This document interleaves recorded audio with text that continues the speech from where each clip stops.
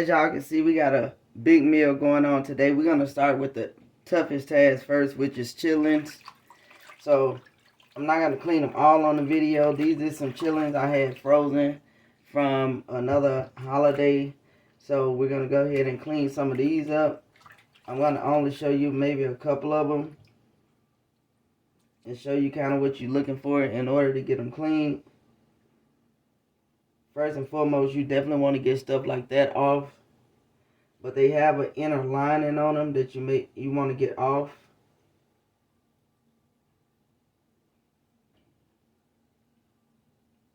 And this is very time consuming. So it's an inner lining like that. That you want to get off. And hopefully if you got a good one, it'll just come right on off. That is definitely not always the case. This is not the pre-clean chilling. This is the ones that actually come in that big red bucket. I tried the pre-clean chillings. I don't like them that much. Even though you still have to clean them. They say they clean. No, they're absolutely not. You still want to clean them. So like here, I really don't have too much that need to be cleaned off of it. Me personally, it's just a mind thing for me. If I see some straggler hanging over like that, I like to get that off. And once you go over them this first time, you definitely want to rinse them and go over them a second time. And then there's times like that when you've been through it and you'll still have like some more that need to come off of it. That's why you want to go over these chillings at least a second time. 3 times is awesome, but at least definitely twice. So we're going to go ahead and put this in our clean bowl. So we're going to just go ahead and just find another one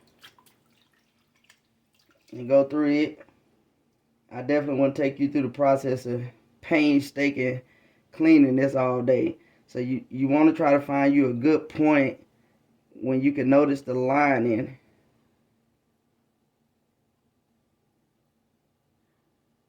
Of the chilling and try to again get that off. That's what you don't want.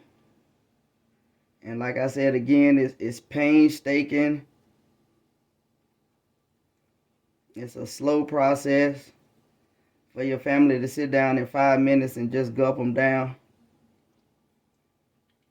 And half the time the person cleaning them don't even get very many of them, if any. I've had that happen a couple of times.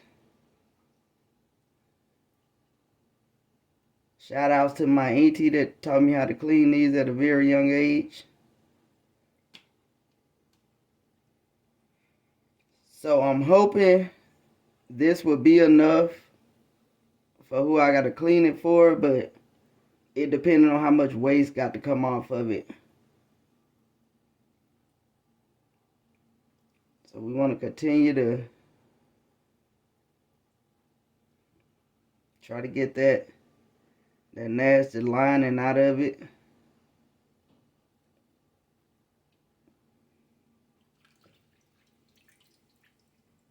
And sometimes you have to dip it again like that to kind of see where you at.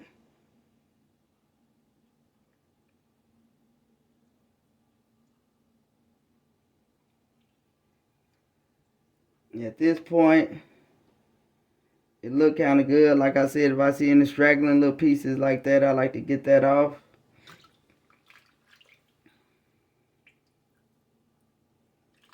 You want to continue to dip it to see if you can see where that extra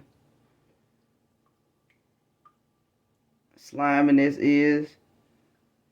And if you're uncomfortable doing it by yourself the first time, I would definitely recommend doing it the first time with somebody that's already experienced with cleaning chitterlings.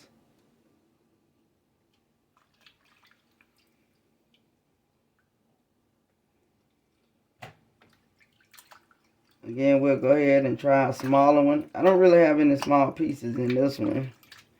Don't look like. But this is a little different texture, so we'll do this one. And then after this, I'm going to just go ahead and get them cleaned and washed up.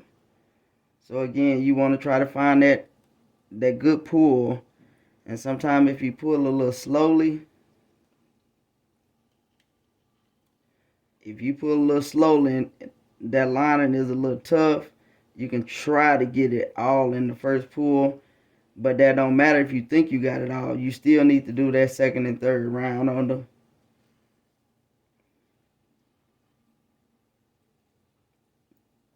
To make sure they definitely clean, because you don't want to end up cooking these and you got a bunch of this white stuff floating at the top of the pot. You definitely don't want that. If you do get that, just throw it out. You just wasted some time. So you want to go ahead and make sure you get them cleaned correctly, because nobody wants that. And you again want to dip it in the water. Go back over it the first time while you're looking at it.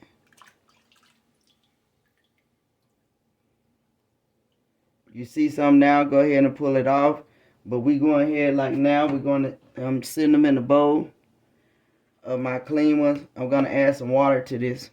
But this is also the stuff that we poured off of it. So you need to use something for both sides of it. So this is the first part that we're going to go ahead and start with. So I'm going to get these cleaned up and washed up, and I'm going to show you what we got when we come back. Okay, after several days of cleaning, we're ready to put our chitterlings on. No, I'm just joking. It wasn't several days. But, so they've been cleaned, they've been washed, and we're going to go in with a half of an onion. We're going to also go in with some garlic cloves. I'm going to go in with a little hot sauce. This is what I'm using. And this is optional.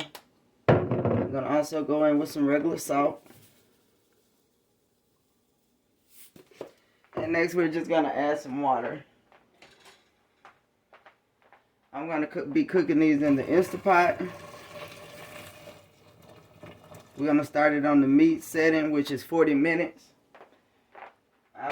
I've cooked chitterlings several times, but I've never cooked them in my Instapot. So I'm going to start with the 40 minutes and check them, and then we'll come back and let you see. Okay, you guys, here are the finishing touches of our chitterlings. They are good. I have tasted them. And I did miss one key ingredient when we started the video, and that was vinegar. So add some vinegar when you first put your chitterlings in. That's a major, major key ingredient. So please like, share, comment, let me know what you thought about the video. And please share my video with your family and friends. Thank you.